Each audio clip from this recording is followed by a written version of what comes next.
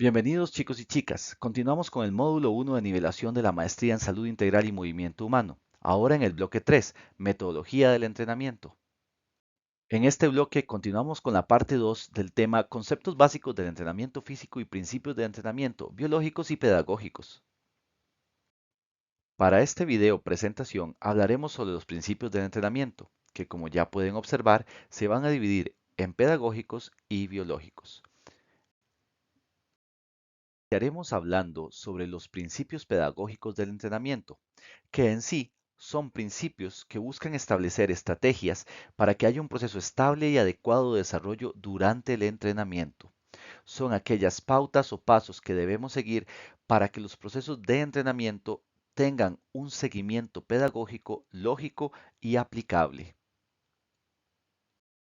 Primer principio pedagógico que vamos a ver es el principio de la participación activa y consciente.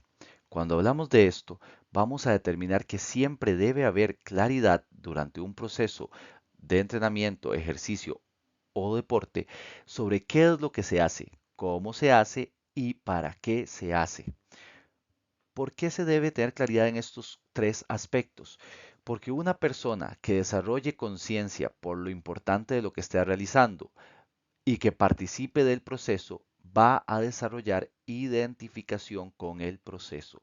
Es decir, se va a sentir parte del mismo, va a tener menos posibilidades de abandonarlo y además va a hacer inclusive incluir sus ideas en este mismo proceso.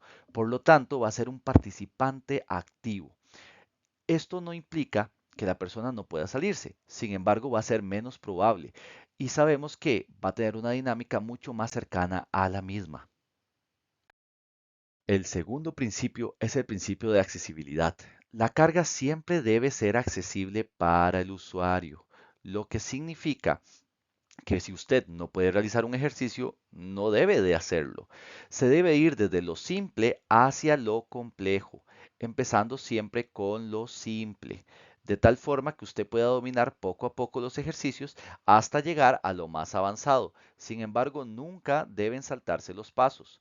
Esto nos va a permitir tener un desarrollo paulatino, poco a poco, del proceso de entrenamiento de las personas, dado que esto es un proceso vitalicio, es muy largo.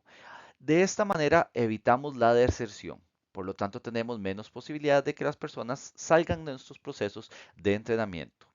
Hay varios factores que van a determinar la accesibilidad. Por ejemplo, el nivel de complejidad de los ejercicios, la preparación física previa que tenga la persona, las destrezas que ya tenga dominadas, la edad y muchos otros que podrían afectar en estos procesos. El tercer principio pedagógico es el principio de la variabilidad. Dado que entendemos que el proceso de entrenamiento es un proceso a largo plazo que usualmente esperamos dure toda la vida para poder ayudar a la persona con estas mejoras por siempre, por decirlo así, necesitamos mantener el interés y la motivación de las personas en realizar ejercicio físico. Por ello, las dinámicas que sean mecánicas tienden a volverse aburridas. Para ello, proponemos la variación periódica de las dinámicas que utilizamos. Esta variación se puede aplicar en ejercicios, se puede aplicar en los tipos de contracción o en los métodos de entrenamiento. Cuando aplicamos este tipo de variabilidad, se vuelve todo mucho más dinámico y atractivo para la persona, generando así disfrute, que es nuestro gran énfasis. Además de que esto también nos ayuda a evitar las deserciones, que como hemos dicho, van a ser nuestro mayor problema, dado que el proceso es para toda la vida. Cada vez que una persona deserta, es una persona que tendrá que volver a iniciar desde cero. El cuarto y último principio pedagógico del entrenamiento es la periodización. Con este principio vamos a entender qué es la forma en que estructuramos el entrenamiento en el tiempo, que en sí debe de adaptarse a periodos que sean lógicos y accesibles. No podemos, por ejemplo, planificar a 5 años plazo. Normalmente, aunque podemos visualizar grandes espacios, se planifica en 6 meses o hasta 12 meses, aunque puede hacerse en plazos más pequeños. dependiendo de las dinámicas que queremos establecer y las posibilidades de las personas. Durante la periodización vamos a poder establecer lo que es la alternancia de las cargas y de los estímulos, las dosis de la misma también, y así ver cómo va a ir aumentando, disminuyendo o manteniéndose en el tiempo. La periodización nos permite establecer un proceso de desarrollo que sea progresivo y bien planificado. Por lo tanto, usualmente vemos que estos procesos de entrenamiento están ligados con el ejercicio. Tal vez el elemento más importante sobre la periodización es que evita la improvisación. Por lo tanto, como profesionales nos asegura que estamos trazando una línea clara de dónde estamos y hacia dónde vamos. Muy bien, en segundo lugar hablaremos de los principios biológicos del entrenamiento, que como pueden observar son principios de entrenamiento que se basan en situaciones anatómicas y fisiológicas que nos van a ayudar a potenciar el proceso de entrenamiento. Es decir, son pautas que seguimos de acuerdo con lo que conocemos desde la anatomía y la biología de las personas para realmente potenciar las mejoras que el entrenamiento físico y el ejercicio físico pueden brindarle a una persona. El primer principio del que hablaremos es el principio de la sobrecarga. En este se establece que, durante el entrenamiento o el ejercicio físico, se van a aplicar cargas de entrenamiento al organismo humano y estas deben ser reguladas. Sin embargo, al ser reguladas también deben ser superiores a lo normal. Por lo tanto, si una persona pasa sentada todo el día, si nuestro entrenamiento es que siga estando sentado, no habrán adaptaciones. Debe ser algo que exija un mayor nivel de esfuerzo, como el esfuerzo que vemos hace la persona de la imagen. Sin embargo, es bien importante entender que en la sobrecarga debemos evitar el agotamiento extremo. Así que también debemos evitar los esfuerzos indebidos, como aquellos que mecánicamente puedan ser lesivos para alguien. Como pueden ver, es la aplicación de una carga mayor a lo normal que una persona está acostumbrada, pero que tampoco sea excesiva. El segundo principio del entrenamiento de nivel biológico es el principio de la supercompensación. En este caso vemos que la carga genera una pérdida debido al cansancio, es decir, justamente la sobrecarga. Esta sobrecarga de la que hablábamos nos genera que haya un desgaste, una pérdida de la capacidad funcional que podemos observar en esta flecha que nos indica una pérdida justamente del rendimiento físico. Ahora, cuando el cuerpo hace un proceso de recuperación, tiende a volver a su estado de base y como una adaptación lógica para que los estímulos eventualmente no rompan el equilibrio funcional, tiende a mejorar su capacidad de base. Este proceso que estoy marcando acá en azul es la supercompensación, que como podemos ver lo que hace es elevar el rendimiento físico para que las cargas ya no generen una afectación. Por ejemplo, si eventualmente nosotros logramos llegar a una capacidad física al nivel de esta línea verde, este mismo estímulo que vemos acá va a aplicarse desde la zona superior en donde estaba ahora. Y vemos que el nivel de fatiga pues simplemente es menor. Por lo tanto, vamos a tener que aplicar cargas más altas eventualmente. La supercompensación implica que el estímulo debe ser lo suficientemente adecuado para permitir una adaptación. Si un estímulo es demasiado alto, no le dará tiempo al cuerpo de supercompensar y apenas podrá recuperarse. Y si un estímulo es demasiado bajo, va a generar una supercompensación muy bajita, por lo tanto las adaptaciones no se verán de forma efectiva. Esto también es muy importante que lo tengamos en cuenta. Para ello manejamos rangos específicos que consideramos adecuados para el desarrollo y más adelante los podremos establecer. El tercer principio del entrenamiento es el aumento progresivo de la carga, que aquí tenemos la alegoría y el ejemplo de Milón de Crotona, quien era un luchador grecorromano casi mitológico, el cual subía un ternero hasta la cima de una colina todos los días. Conforme el ternero creció, también creció el cuerpo de Milón de Crotona, como podemos observar, haciéndose cada vez más grande y más fuerte, y por lo tanto mejorando hasta el punto de ser un ganador indiscutido. Con este principio vemos que la supercompensación genera cambios tanto estructurales como funcionales a partir de la aplicación de la carga, es decir, los dos principios anteriores. Esta adaptación orgánica, una vez que se produce, deja de producir cambios. ¿Por qué?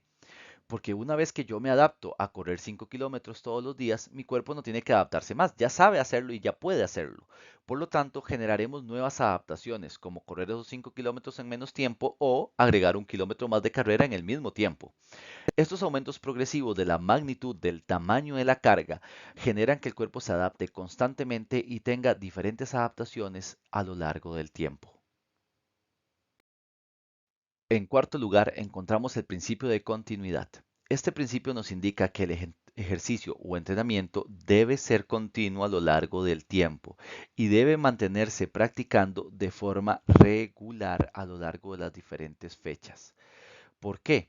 Porque los estímulos aislados no producen un efecto. Si una semana yo entreno el martes y otra semana entreno tal vez el sábado y la otra semana no entreno del todo y la otra semana entreno 3 veces, en general mi cuerpo no tendrá un estímulo estable que le permita adaptarse. Los entrenamientos usualmente deberían realizarse antes de que se pierdan los efectos del anterior. Normalmente la recomendación son 48 horas, por lo tanto, lo normal es que una persona genere entrenamientos cada 2 días o al menos 3 veces por semana, de tal manera que su cuerpo vaya recibiendo adaptaciones lógicas a lo largo del tiempo. Recordemos que las interrupciones en los procesos de entrenamiento no generan hábitos y por lo tanto no generan progreso. El quinto principio biológico es el principio de la reversibilidad. Como diría un profesor de la maestría, lo que no se usa se apelota. O podríamos llamarlo más bien, lo que no se usa se pierde. ¿Qué implica esto? Implica que el organismo humano tiende a optimizar sus procesos energéticos y cuando no está utilizando, por ejemplo, una gran cantidad de masa muscular, tiende a perderla porque no es necesario mantenerla. Esto lo conocemos como la ley del mínimo esfuerzo. Las adaptaciones, siempre que el cuerpo pueda perderlas, las va a perder. Y esto se da con más facilidad que con lo que se obtiene. Como ya habíamos dicho, para generar adaptaciones duraderas se espera que se tengan 6 meses de entrenamiento continuo. En cambio, para perderlas, con un mes es suficiente. Ahora veremos el principio de individualización, el sexto principio biológico. Como sabemos, cada individuo responde de manera distinta ante un estímulo o carga de entrenamiento. Por lo tanto, es normal que los procesos de entrenamiento y de adaptación se adecúen a las posibilidades de este individuo. Hay varios factores que van a influir en cómo una persona responde al entrenamiento, como la herencia genética, la edad biológica o la edad de desarrollo, la edad cronológica, la edad deportiva y los aspectos mentales del mismo. Hay personas que son excelentes, por ejemplo, para las prácticas como el baile, mientras que otras personas disfrutan mucho las prácticas como levantar pesas o el deporte competitivo. Por otro lado, cada usuario o cada persona debe contar con un programa de entrenamiento individualizado y propio. No podemos repetir lo que se aplica para una persona en otra porque no necesariamente tendrá los mismos efectos e inclusive puede llegar a ser peligroso. Un ejemplo lo tenemos en esta imagen, donde vemos ejercicios para un futbolista. No todo el mundo puede o debe realizar esos ejercicios, porque para algunas personas podría justamente ser nocivo. El séptimo principio que vamos a hablar desde la parte biológica es el principio de la especificidad. En general, hemos de notar que siempre debemos buscar adaptaciones y reacciones específicas a las necesidades del usuario. Por ejemplo, en los deportistas es muy claro que se deben utilizar gestos propios del deporte. No es nuestra idea siempre mejorar por mejorar. Esto no debe trabajarse, sino mejorar para lo que le sirva a la persona. Se deben definir metas específicas, como se hace con el ejercicio físico, que respondan a necesidades que nosotros como profesionales podemos observar, así como a los objetivos que el mismo usuario tenga, dado que debe haber una participación activa. Continuamos con el principio de la recuperación. Este principio nos establece que debe haber una alternancia bastante sana entre un estímulo y el descanso. ¿Para qué? Para permitir la supercompensación, dado que la supercompensación únicamente se da cuando hay espacios adecuados de recuperación. Si una persona entrena constantemente, va a entrar en un proceso directamente de sobreentrenamiento. Si hay un adecuado descanso o recuperación que es tan importante como el proceso de estímulo, vamos a ver que habrá una mejor asimilación de las cargas de entrenamiento a futuro, lo cual ayudará mucho a que las personas puedan mantenerse en los procesos de entrenamiento. Finalmente, hablaremos del principio de la especialización. Es uno que normalmente vamos a encontrar en el ámbito deportivo. Sin embargo, también se aplica mucho para el área de la salud y en general se diferencia de el de especificidad porque este tiene que ver con las cualidades físicas que se trabajan. La idea es dar un enfoque a aquellas necesidades que tengan las exigencias propias de la vida de la persona. Por ejemplo, si tenemos jugadores de fútbol, que son altamente aeróbicos, tenemos que trabajar esos componentes. En cambio, si son alterofílicos, que son altamente anaeróbicos, buscaremos trabajar esos componentes. De ahí que, por ejemplo, personas que necesiten modificar su composición corporal, también tenga que ser trabajado justamente en ese componente. En general, lo que nos establece nuestro proceso del principio de especialización es que debe haber la mayor similitud posible entre la actividad que nosotros practicamos como entrenamiento y el deporte o la vida de la persona. Por lo tanto, si una persona es sedentaria, debemos empezar con procesos que le especialicen para poder empezar a ser una persona físicamente activa con actividades que sean de su agrado. Para finalizar, vamos a reconocer que para iniciar las adaptaciones, para trabajar con principiantes, nos vamos a enfocar en que haya una sobrecarga adecuada, un aumento progresivo de la carga, una adecuada variabilidad en términos de generar diferentes estímulos y espacio para la supercompensación. En segundo lugar, una vez la persona ya ha dejado de ser principiante, vamos a buscar asegurar las adaptaciones. Para ello, vamos a buscar que haya continuidad en el proceso, evitar la reversibilidad, generar una periodización lógica y adecuada y también asegurarnos de incluir la recuperación como parte del proceso. Y en tercer y último lugar, cuando ya tenemos una persona que sabe entrenar y ha pasado por diferentes procesos, vamos a orientar su adaptación. Por medio de la individualización, trabajaremos la especificidad y la especialización si es necesario. Con esto vemos cómo se pueden aplicar los diferentes principios del entrenamiento.